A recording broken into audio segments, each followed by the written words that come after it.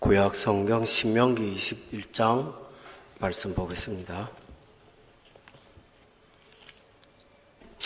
오늘 본문 내용은 상당히 분량이 많습니다. 21장부터 26장까지의 내용을 한꺼번에 다루도록 하겠습니다.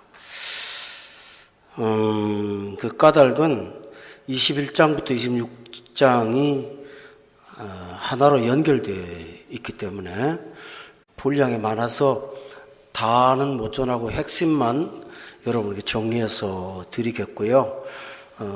개인적으로 성경을 보면서 제 설교를 기준으로 해서 말씀을 다시 한번 묵상하시기를 바랍니다.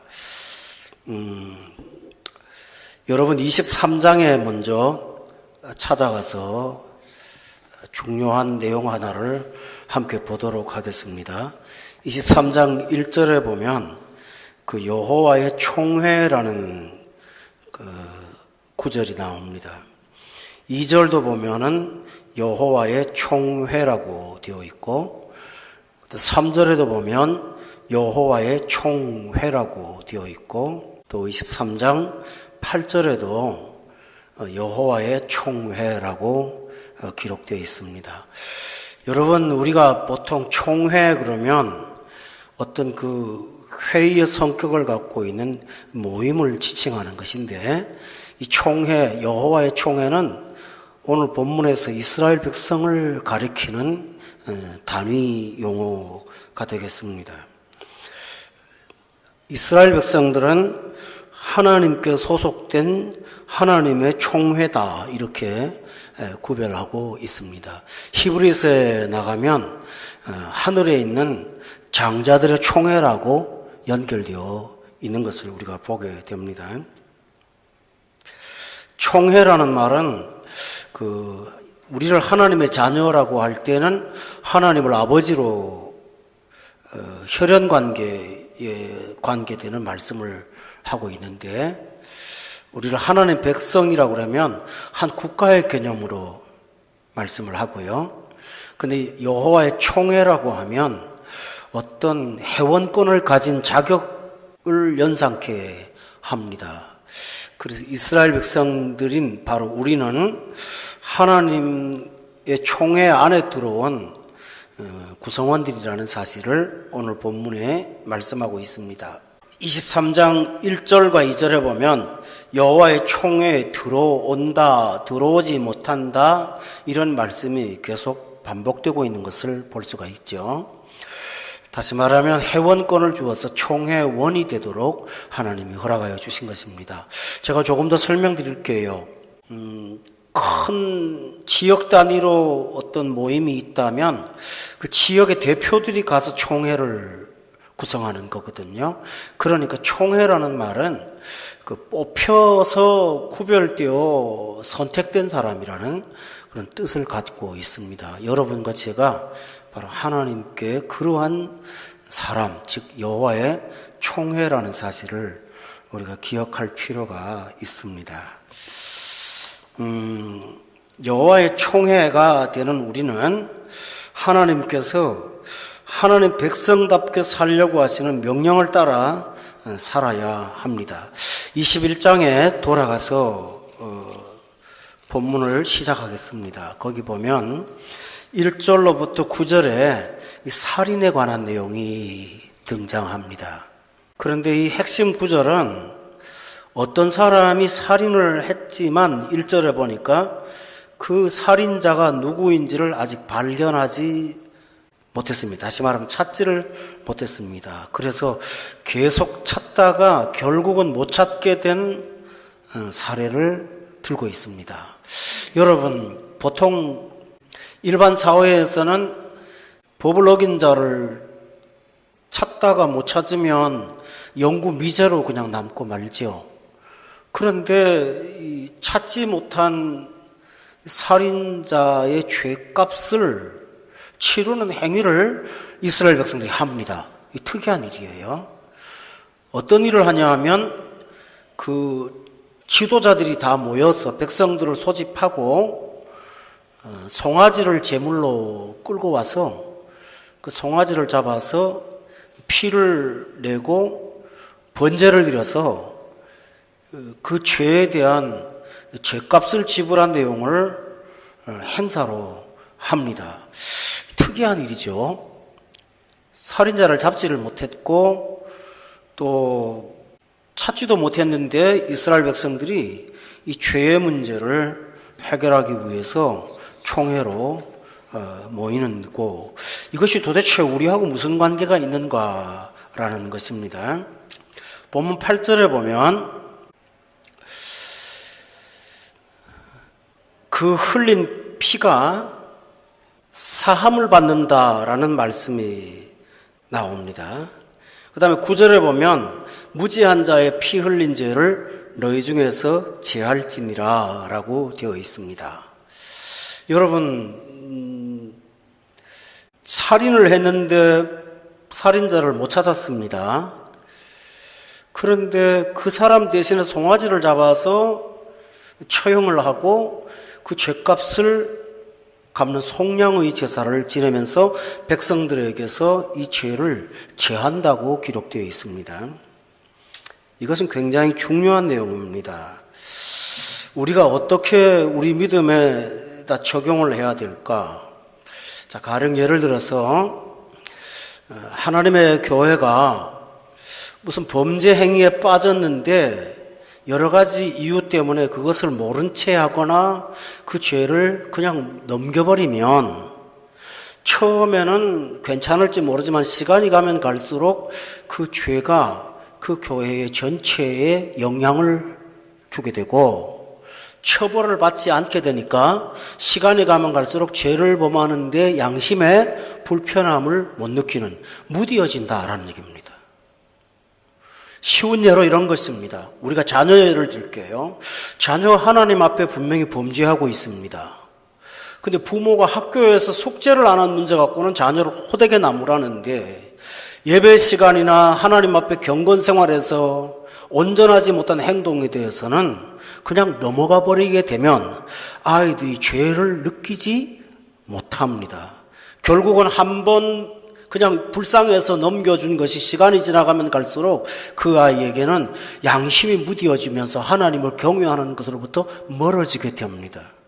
그래서 부모가 분노하지 않더라도 의도적으로 이 부분을 따끔하게 야단을 쳐서 죄를 죄로 알도록 하는 것이 우리 신앙에 필요한 것입니다. 오늘 현대교회의 부패의 가장 큰 특징이 뭐냐 하면 그리스도인들도 분노를 하는데 자기하고 관련되었을 때 분노를 합니다. 내 자아가 손상되거나 내가 누구한테 상처를 입으면 가만히 있지를 못하는데 같은 기독교인이지만 저쪽 동네에 하나님을 모독하는 범죄를 심각하게 저지른 문제에 관해서 어떤 사람 그냥 듣고 침묵하고 맙니다. 어떻게 될까요? 교회 안에 죄가 시간이 갈수록 뿌리를 내리게 되는 것입니다. 과거의 목회자들이 불의한 일을 하면 경건한 성도들이 양심의 고통 때문에 견뎌내지를 못했고 결국은 죄 문제를 지적했습니다.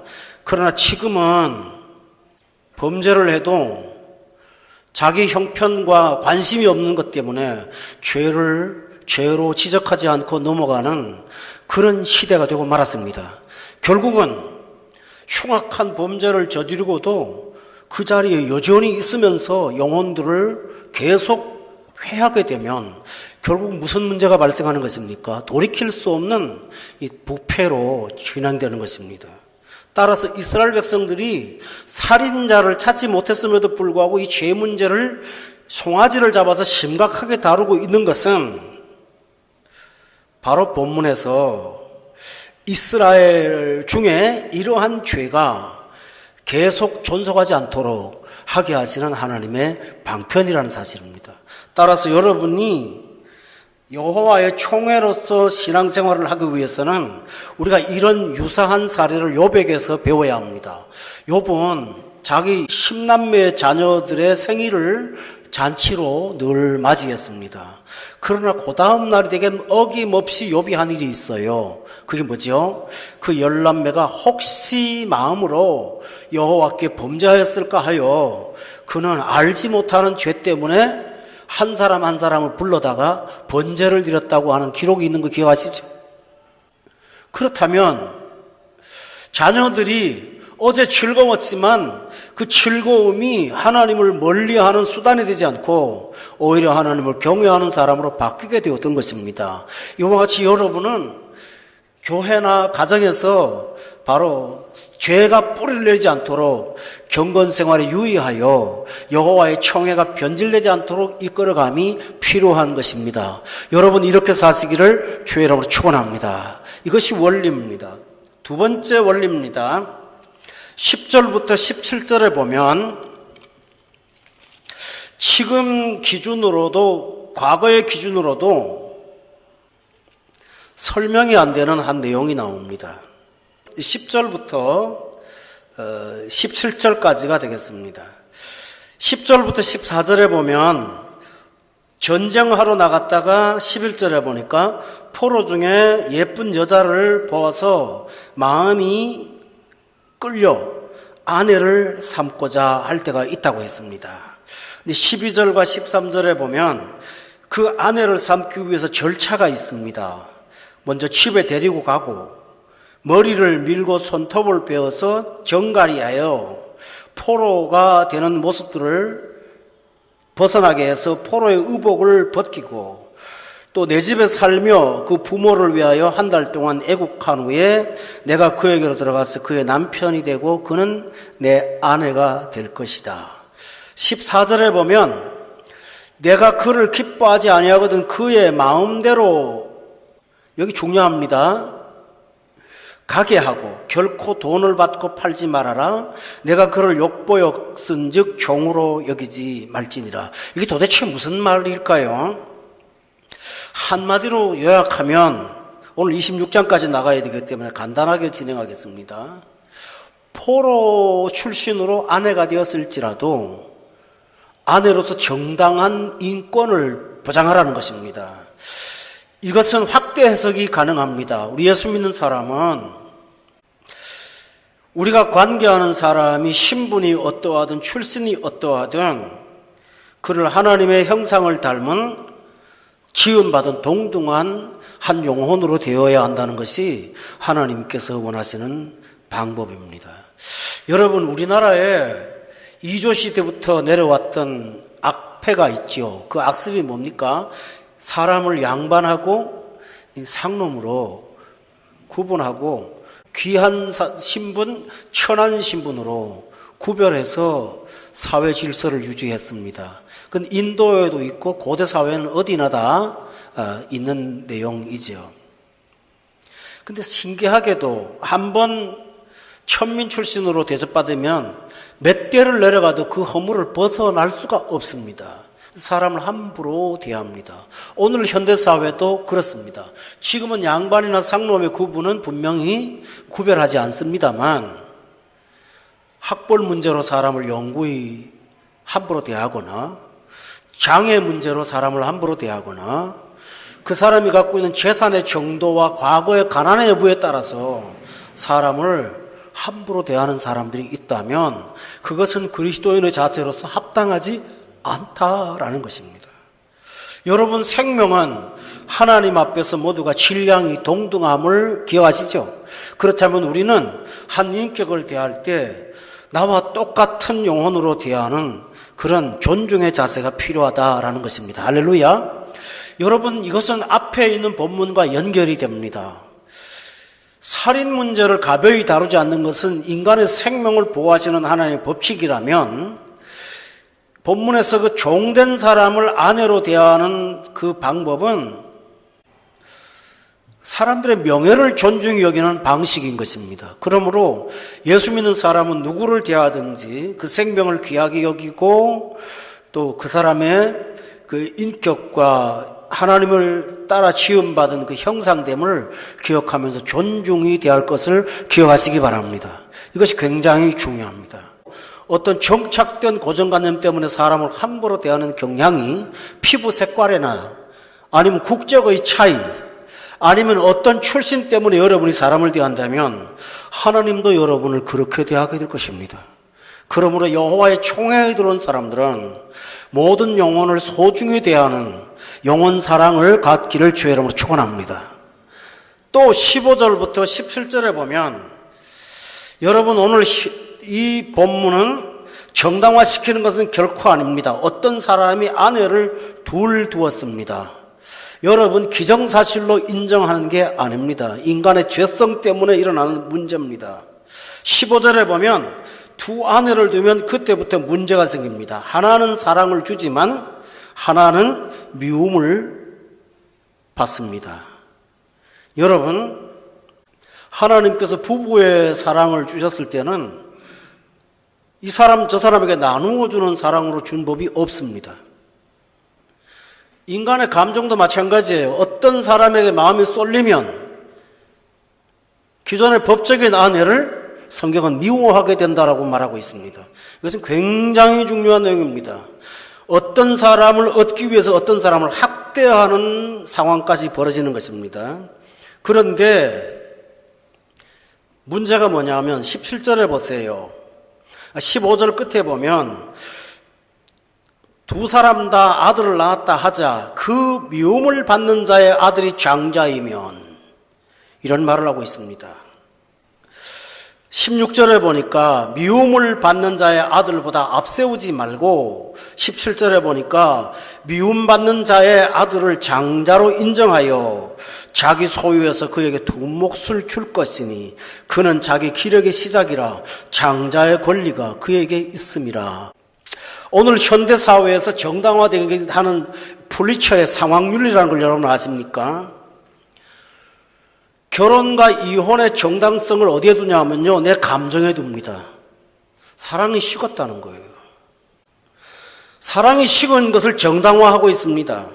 그래서 다른 여자를 택하는 것에 대해서 전혀 의문을 품지 않는 것이 오늘 현대사회의 부패한 윤리 기준입니다.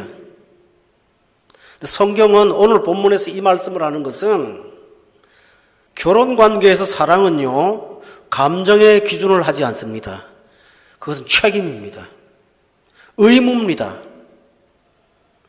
감정 따라 사랑하는 것이 아니라 의무로 사랑해야 되고 명령 따라 사랑해야 되는데 그 사랑을 받는 대상은 하나님이 짝주신 아내밖에 없습니다. 이것을 확대 해석한다면 어떤 사람은 내가 인간적으로 좋아요.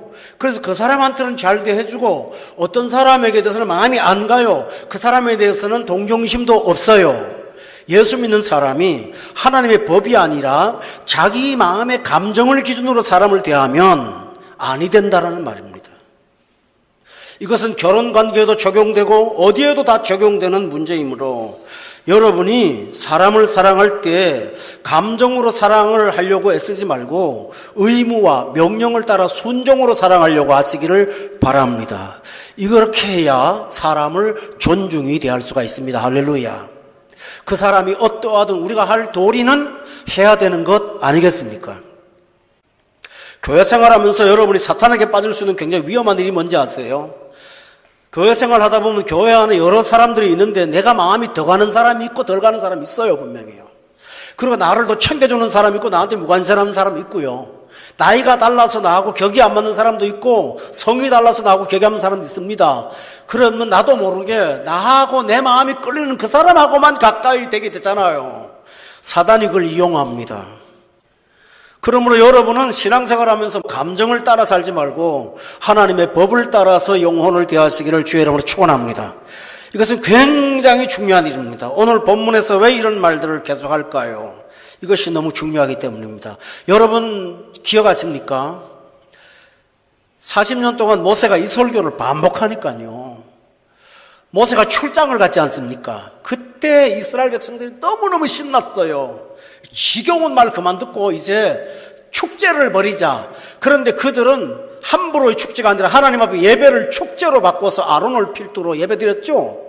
오늘 현대인들이요, 생활 속에서 예수 믿는 사람으로 힘쓰는 것을 하지 않고 예배에 와서 뭔가 감동받는 거에 굉장히 치중을 하고 있습니다. 나가면 그만이에요. 그러나 모세는 예배에 감동을 받는 것도 중요하지만 그보다 더 큰 것은 예배 드리고 나서 삶으로 하나님을 기쁘시게 하는 것, 이것을 지금 강조하고 있습니다. 여러분이 예배에 감동받는 것도 중요하지만 순종함으로 하나님의 은혜가 여러분에게 있기를 바라야 됩니다. 이것이 너무 중요하다는 것이죠. 예배 시간에 앉아서 힘들게 말씀을 드렸지만 일주일의 생활 가운데서 하나님을 기쁘시게 하는 것이 있다면 그것이야말로 우리가 해야 될 여호와의 총회로서의 자세임을 기억하십시오.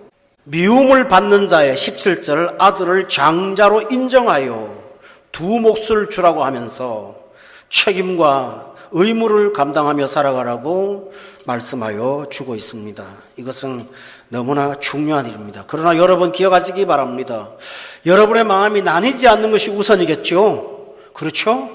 세상과 하나님을 겸하여 섬길 수는 없습니다.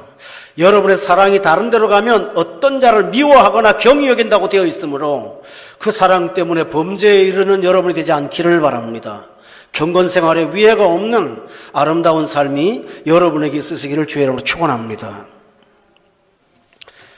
또 오늘 세 번째 내용은 부모와 자식 간의 관계에 대한 얘기를 18절부터 23절이 하고 있습니다. 여기 본문의 강조점은 아비가 잘못하는 것을 말합니까? 자식이 순종하지 못하는 걸 말합니까? 자녀의 문제죠. 여러분 성경은 전체로 봐야 됩니다. 아비가 날마다 잘합니까? 아니요. 사람은 모두가 다 죄인입니다. 유전을 갖고 태어났습니다. 그런데 하나님께서 아비가 잘못하니까 순종하지 말라고 하지 않고 아비와 상관없이 순종하지 않는 자식을 지금 강조하고 있습니다. 징계하여도 순종하지 않을 때 어떻게 해야 되는가? 참 무서운 말을 하나 하고 있습니다. 19절에 보면 그의 부모가 그를 끌고 성문에 이르러 그 성읍 장로들에게 나아가서 20절에 우리의 이 자식은 완악하고 패역하여 우리 말을 듣지 아니하고 방탕하며 술에 잠긴 자라 하면 21절에 그 성읍의 모든 사람들이 그를 돌로 쳐 죽일지니 이같이 내가 너희 중에서 악을 제하라 그리하면 온 이스라엘이 듣고 두려워하리라 라고 되어 있습니다. 자식한테 잘못하는 부모를 돌로 쳐 죽이라는 말은 성경 어디에 또 없습니다.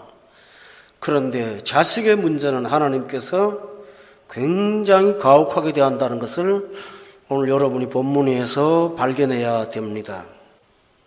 왜 이렇게 말씀하실까요? 여러분 기억하십시오. 우리에게 가장 최상의 권위는 하나님이십니다. 그리고 그 다음 권위는 부모입니다.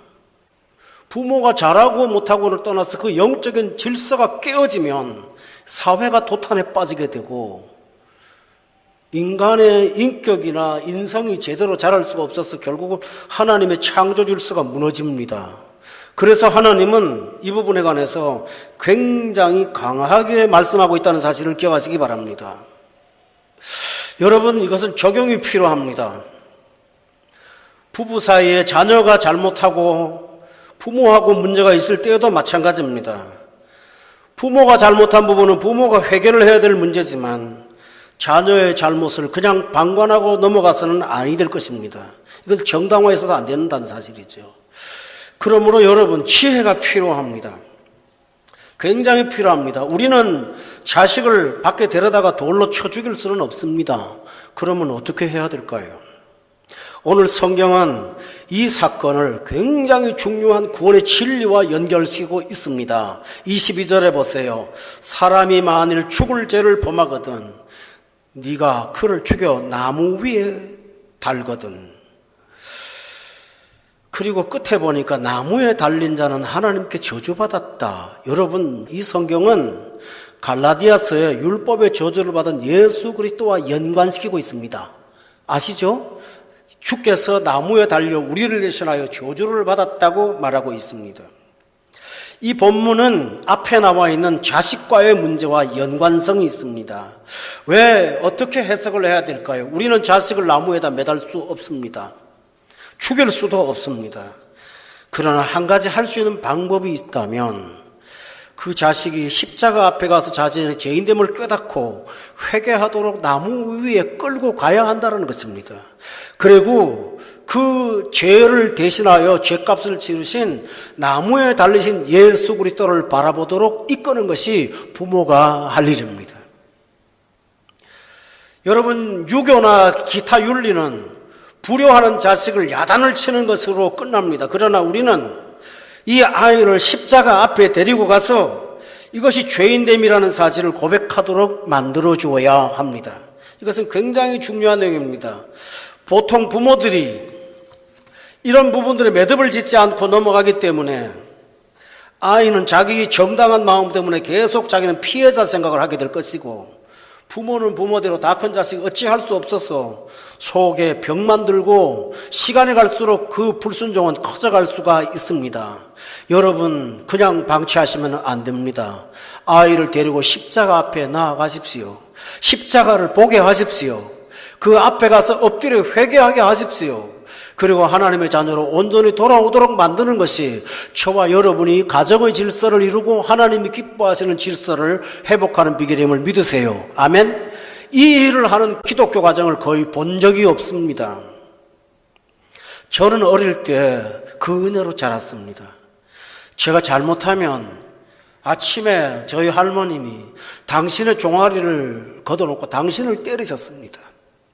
내가 몇 대 맞으면 끝날 문제를 할머니가 피멍이 드도록 당신을 때리니 참 안절부절 못하겠더라고요. 그리고 괴로워하는 저를 쳐다보면서 손을 붙잡고 십자가의 은혜를 간구하는 기도를 할머니가 하면서 저를 키웠습니다. 저는 어린 시절을 잊을 수가 없어요. 그리고 할머니의 영향으로 오늘 이만큼의 사람이 될 수가 있었습니다. 성도 여러분, 이럴 때 십자가가 필요함을 기억하시기 바랍니다. 부모의 훈계보다 주께서 나를 대신하여 십자가에 달려가신 사건이 바로 우리를 구원했다는 진리를 전함으로 여러분의 가정이나 자녀와 부모 사이가 온전해지시기를 주의 이름으로 축원합니다. 그럼 부모도 자식도 십자가 아래서 같이 회개하는 감동의 시간이 오게 됨을 저는 확신합니다. 이것이 하나님이 하시는 일입니다. 네 번째로, 이번에는 소유의 문제를 22장에서 다루고 있습니다. 1절에 보십시오. 내 형제의 소나 양이 길을 잃은 것을 보거든 우리가 할 일이 못 본 채 하지 말고 너는 반드시 그것들을 끌어다가 내 형제에게 돌려주라고 말했습니다. 여러분, 학대 해석이 뭡니까? 우리가 무슨 형제 소나 양을 찾는 경우는 없겠죠. 그러나 적용이 필요합니다. 내 형제의 재산이 방치되거나 다른 사람한테 해를 입는 상황이 된다면 내 것 잃어버리지 않는 내가 무슨 참견을 하겠어? 그러지 않고 이웃이고 형제지만 형제의 소유를 소중히 여기라고 말씀하고 있습니다. 아까 처음에는 사람의 생명을 보호하라는 것이죠. 십계명에 살인하지 말지니라죠. 또 하나는 뭡니까? 그의 명예를 보호하라는 거죠. 거짓 증언을 하지 말라는 말 기억하십니까? 십계명에 명예도 보호받아야 되고 생명도 보호받아야 되고 또 하나는 뭡니까? 질서도 보호받아야 되는 거예요. 부모의 권위는 가정에서 보호받아야 되는 거예요. 또 하나 있어요. 중요한 것은 뭡니까? 이웃의 물질도 보호받아야 돼요. 어떤 사람들은 타인의 생명을 건드리지는 않지만 다른 사람의 재산을 함부로 대하거나 그 사람의 재산을 여러 가지 수단으로 강탈한다면 그것은 하나님이 기뻐하는 일이 결코 아니라는 사실입니다. 그래서 못 본 채 하지 말고 돌려주라고 했습니다. 또 2절에 보세요. 내 형제가 내게서 멀거나 또는 내가 그를 알지 못하거든 그 짐승을 내 집으로 끌고 가서 내 형제가 찾기까지 내게 두었다가 그에게 돌려주라고 말하면서 타인의 재산, 형제의 재산을 소중히 여기는 사람이 되라고 말씀하고 있습니다. 여러분, 이것은 오늘 현대사회의 삶과 전혀 맞지 않습니다. 현대사회는 다윈이 말한 것처럼 적자 생존입니다. 강자가 약자를 먹는 구조로 세상이 되어 있죠. 여러분이 하나님이 허락하신 은혜로 이웃들을 보호함으로 여러분도 보호받고 이웃도 보호받는 은혜가 있기를 바랍니다. 이웃의 생명과 재산을 귀하게 여기는 사람이 될 때 우리가 빛이 되어서 이 사회에서 예수 믿는 사람이라면 신뢰받지 않겠습니까? 그러므로 하나님께서 이런 일들을 말씀하여 주고 있는 것입니다. 또 하나 5번째 얘기입니다. 5절부터 22장 5절부터 12절에 보면 간략하게 요약해서 말할게요. 5절에 나옵니다. 여자는 남자 의복을 입지 말고 남자는 여자 의복 입지 말아라. 그 다음에 6절에 보세요. 길 가다가 나무에 땅에 있는 새가 보금자리에 새 새끼나 알이 있거든 새끼는 데리고 오더라도 어미는 놓아줘라. 8절에 보면 새 집을 지을 때 지붕에 난간 만들어 사람 떨어지지 않게 하라. 9절에 보니까 농사 지을 때 두 종자 섞어 뿌려갖고 한꺼번에 먹으려고 하지 마라. 10절에 보니까 소와 나귀를 밭가는 일에 같이 겨리를 묶어서 쓰지 마라. 11절에 양털과 배실로 섞어 짠 것을 입지 말아라 라고 했습니다. 여러분, 이것은 굉장히 중요합니다. 이스라엘 백성들이 하나님 앞에 가장 큰 난제가 뭐냐 하면 혼합주의였습니다. 하나님도 섬기고 바알도 섬기고, 하나님도 좋아하고 돈도 좋아하고, 도덕도 좋아하고 타락도 좋아하고, 이런 이중 구조를 하나님께서 반대하시는 것입니다. 왜 남녀의 의복을 하나님께서 갈아입으면 가증하다고까지 말할까요? 그것은 여러분 중요한 내용입니다. 남성으로 만드시고 여성으로 만든 것은 하나님의 명령입니다. 내가 여성이 되지 못했다고 해서 낙담할 것도 아니고 남자가 되지 못했다고 낙담할 게 아닙니다. 그러므로 이 문제는 동성애까지 연결됩니다. 동성애자들의 그 신학이 있습니다. 자기들 만든 신학이죠. 창조의 질서가 아직 완성되지 않았기 때문에 성이 아직 정체가 확정이 안 된 거래요. 그러니까 내가 마음속으로 감정적으로 여자면 여자라는 거예요. 그게 아니에요. 하나님께서는 질서를 만드시고 그 질서를 따라 살도록 하셨습니다. 그러므로 교우 여러분, 하나님이 허락하신 정체성을 잘 지켜가시는, 그래서 하나님의 질서대로 사는 우리가 되어서 이 세상을 혼란에 빠뜨리지 않고 살아가는 우리 모두가 되기를 바랍니다. 종자를 섞는 것은 뭘 말할까요, 여러분들이요? 왜 종자를 섞어서 뿌릴까요? 더 많이 거두려고 하는 거 아니겠어요? 한꺼번에 많이 먹으려고. 그런데 실제로 살아보면 섞어서 뿌리면 더 잘 될 것 같은데 9절에 보세요. 내가 뿌린 씨의 열매와 포도원의 소산을 다 빼앗길까 하노라. 이것도 안 되고 저것도 안 되는 거예요. 실제로 여러분, 감자하고 고구마를 같이 심잖아요. 안 돼요, 둘 다. 소나무 밭에다 복숭아 나무 심잖아요. 안 돼요. 감나무 밑에다 배나무 심잖아요. 서로 안 돼요. 이 창조 질서예요. 근데 사람들은 욕심을 내요. 이것도 지고 저것도 지기를 원하는 것입니다. 우리는 다 할 수가 없어요.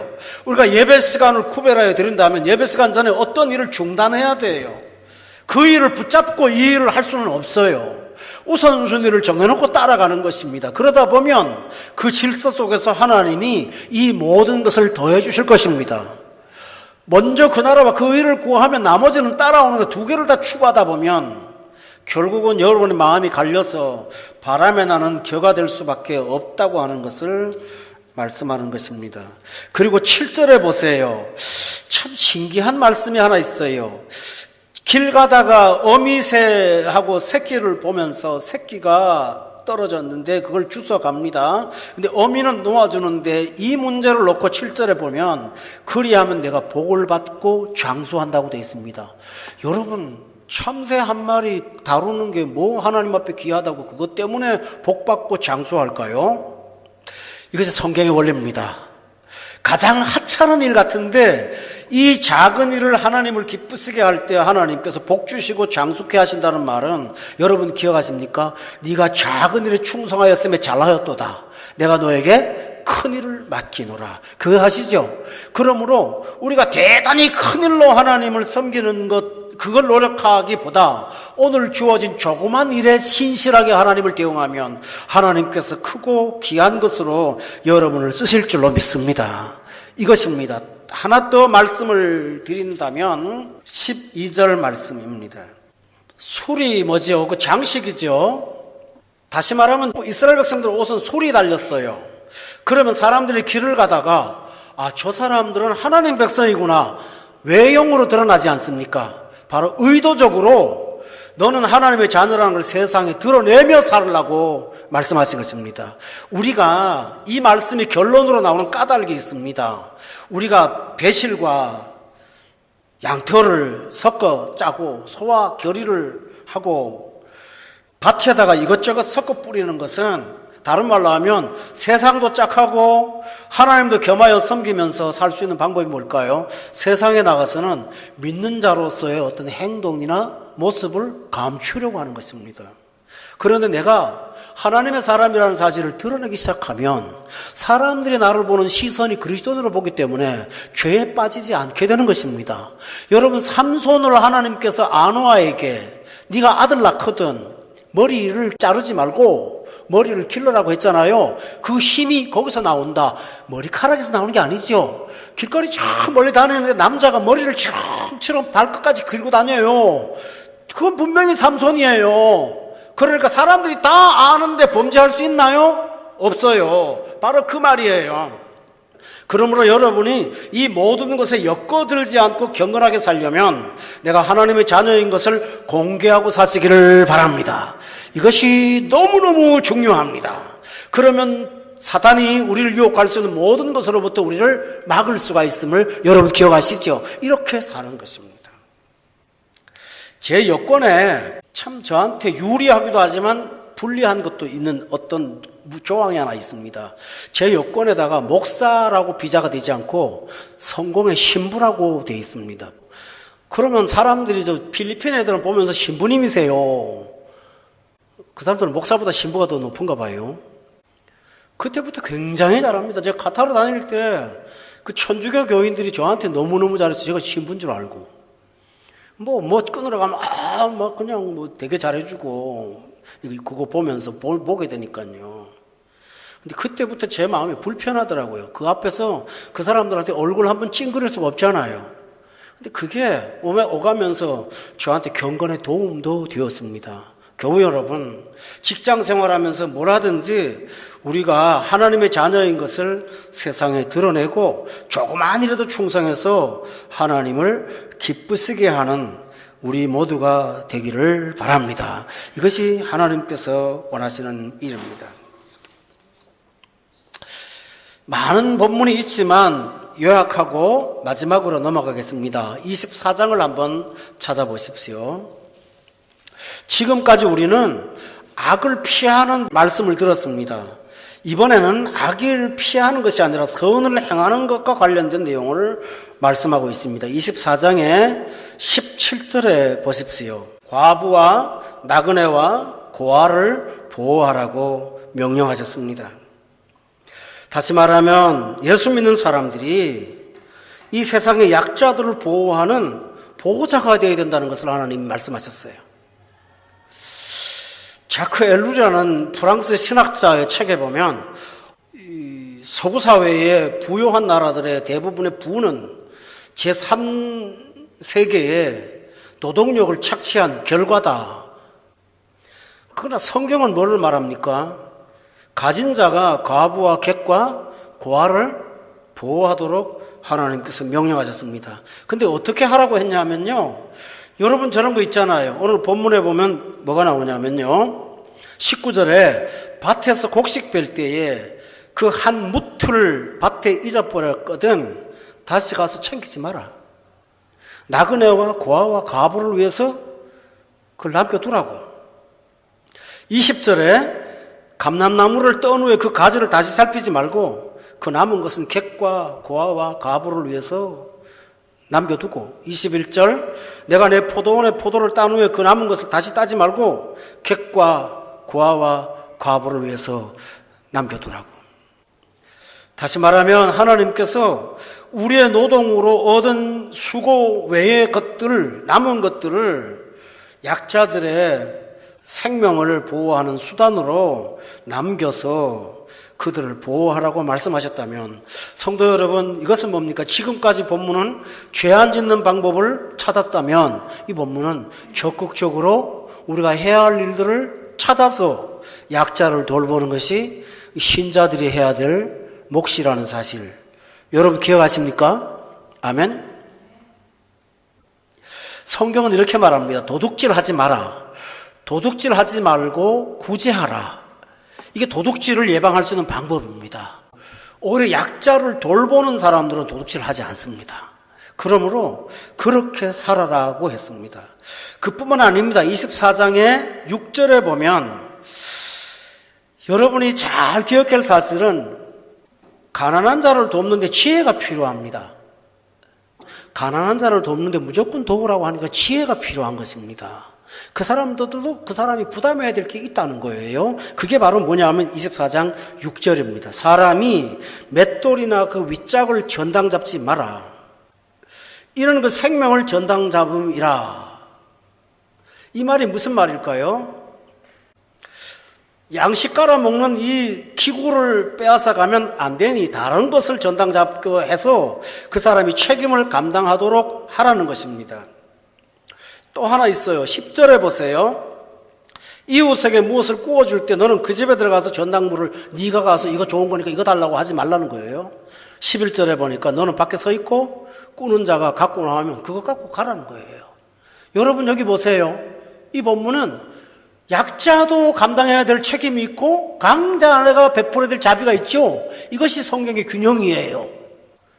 잘못된 사람들은 약자는 무조건 도와야 되는 거예요. 아니에요. 그들도 홀로 설 수 있도록 책임을 감당할 수 있을 만큼 해야 되는 것입니다. 그런데 그것도 없는 사람이 전당물로 잡히는 게 하나 있어요. 그게 뭔지 아세요? 겉옷이에요. 그 겉옷이, 이스라엘 사람들의 겉옷은요, 밤에는 잘 때 이불이 따로 없기 때문에 그게 이불입니다. 근데 겉옷을 전당 잡히고 하루 종일 낮에 아랫도리만 가리고 돌아다니는 거예요. 그래도 받는 거예요. 하나님께서 그걸 허락하신 까닭이 그만큼 네가 감당해야 될 몫이 있다는 거예요. 그러나 밤이 되기 전에 여러분 13절에 보세요. 해질 때 그 전당물을 그에게 돌려주라. 그리하면 그가 그 옷을 입고 자며, 그다음 말이 있어요. 너를 위하여 축복할 거다. 내가 줄 수밖에 없었는데 이 밤에 돌려줘서 따뜻하게 잘 수 있으니까 감동하게 될 것이라는 말입니다. 이 말이 뭘까요? 약자도 자기가 해야 될 일을 하고 강자도 베풀 자비를 베풀어서 하나님의 공의는 살아있으면서 선을 은혜 가운데 행할 수 있도록 우리가 지혜를 쓰라고 말한 것입니다. 성도 여러분, 여기서 중요한 사실은 예수 믿는데 선을 행하기 위해서 하나님의 지혜가 필요하다는 것입니다. 우리는 성령 충만해서 선을 선으로 행할 수 있도록 하나님의 지혜로 여러분이 가득하기를 기도하시기 바랍니다. 그리하면 우리의 동정심과 긍휼이 엉뚱한데 이용당하지 않고 진정 약자를 돕고 그도 감동을 받을 수 있지 않겠습니까? 이것이 바로 하나님께서 하시는 일이라는 것입니다. 대단히 중요한 내용이죠. 김미선 집사님이라고 옛날에 그 미국 분하고 사셨던 분 아시죠? 이분 시아버님이 참 좋은 분이세요. 신앙이 좋고 귀한 분인데 옥수수 농사를 크게 하시는데요. 그 옥수수 농장이 한 몇백 에이커가 돼요. 그러니까 몇만 평이 되죠. 근데 그걸 기계로 다 털고 나서도 땅바닥에 떨어지는 게 많이 있잖아요. 그러면 가서 다 죽는답니다. 김미선 집사님한테 돈까지 줘가면서 그 주는 이유가 있대요. 북한 동포에게 보내려고. 이거 여기다 냉부하면 안 된다는 거죠. 이건 약자들의 것인데 약자는 돌려가야 된다. 그렇게 하시는 것을 봤대요. 바로 이것처럼 내가 선을 베푸는 것도 지혜와 노동이 필요하지 않습니까? 우리가 오늘 본문의 말씀대로만 산다면 결론이 있습니다. 은혜를 받고 우리가 은혜를 베푸는 자가 되었을 때 우리의 손을 통해서 사람들은 하나님이 일하심을 느끼게 되고 이로 인해서 세상이 풍족해질 수 있음을 여러분이 믿으세요. 이것이 하나님이 기뻐하시는 일임을 저는 믿어 의심하지 않습니다. 교우 여러분, 오늘 이 본문의 말씀을 통해서 우리가 성령 충만해야 된다는 당면 과제를 발견합니다. 충만해야 세상에 빠지지 않습니다. 충만해야 질서에 따릅니다. 충만해야 의무를 감당합니다. 무엇보다도 충만해야 선을 지혜로 베풀 수 있습니다. 결론 내리겠습니다. 이러한 자에게 하나님은 신명기에 반복되는 말씀이 있습니다. 내가 복을 주리라 라고 하셨습니다. 오늘 이 본문의 최종 결론은 바로 여러분이 이렇게 살아야 되는 의무보다도 더 큰 것이 있습니다. 이것이 복의 통로라는 것입니다. 결국은 우리를 풍성케 하셔서 더욱더 세상을 풍성케 하시는 하나님의 은혜가 우리 교회를 통해서 충분히 나타나시기를 예수 이름으로 축원합니다.